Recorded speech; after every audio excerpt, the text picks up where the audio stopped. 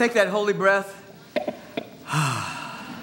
and begin to feel the vast spaciousness of your own being. Feel that eternity within your own soul. Begin to feel that from the time you've entered into this sweet space known as agape, the clutter of the surface mind has begun to diminish. Any fear, doubt, or worry is already being dissolved.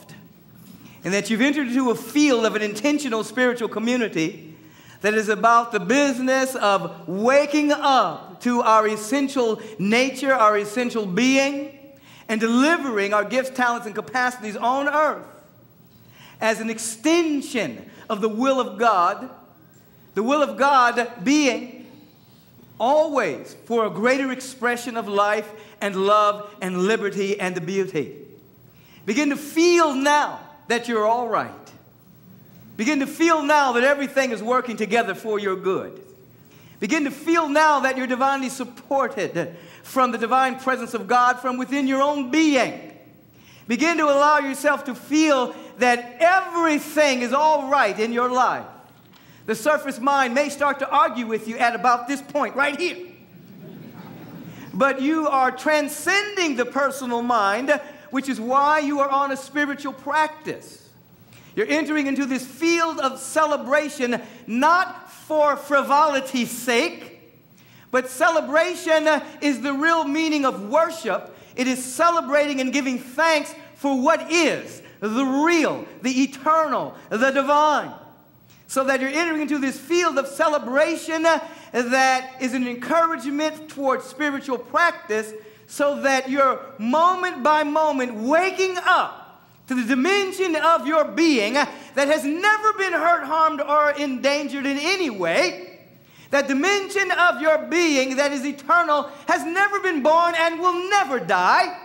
The dimension of your being, your essential and authentic self. And as you wake up to this, you will release hand-holding with mediocrity and no longer use your human incarnation to merely solve problems or to get things or things of that particular nature.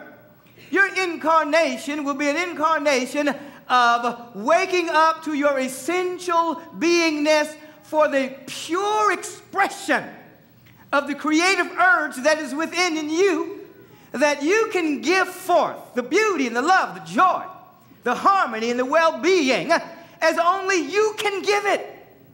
So that you're cutting the strings with mediocrity and victimization.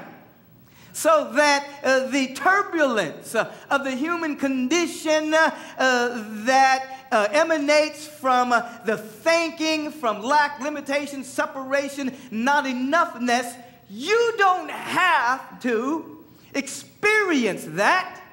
You can be aware of it, you can pray about it, but you can stand free as you wake up. The theme of the month is on waking up. The theme of the month is going from paradigm blindness to seeing beyond believing. And so when we're talking about wake up, you know there's at least three kinds of waking up. There's a waking up that happens when you wake up in the morning after a night's sleep when your body is being repaired and mended, rejuvenation, regeneration, and you have dreams or you astral travel and you get insights, or your subjective mind is working on the directives that you have given it while the body is sleeping. That's one kind of waking up. You wake up every day hopefully fresh and renewed, the body more repaired, more energy, more vitality. That's one kind of waking up. And then there's the waking up that happens when you release the body temple to discover that you're not the body and there's no such thing as death. That's the second kind of waking up. It surprises some people because some people live a whole life being afraid of death, only to discover that when they release the body, they say, oh my God, I'm still alive. If I only knew this. Well, on earth, I wouldn't have spent all that time being afraid of dying. I would have lived a little. And so that's the second kind of waking up. And the third kind of waking up is when you wake up to your essential nature and being, when you have a spiritual realization of your oneness with God, you're an eternal and immortal being. Waking up, this is a state of enlightenment. You're already enlightened. Your essential self is already enlightened. We're just removing the obscurations, the hindrances, the blinders, the blockages that are preventing you from seeing this. Thus, this is why we say that unless you have this kind of waking up, then you're still sleeping on some level. You're still within some limited paradigm. And this is why we say just because a person passes over and dies doesn't make them immediately wise. You know, people will say, like, I got in touch with my great aunt and she was talking to me. Well, if she wasn't awake here, just because she died doesn't mean that she's any more wise on the other side. You know, you have to have a level of insight and revelation. Hopefully they're evolving and unfolding. But, you know, it's not about, I got in touch with my dead friend and they told me this stuff. They don't know what they're talking about unless they've awakened to their essential nature of being. So everybody that dies and goes on is not your spiritual ancestor.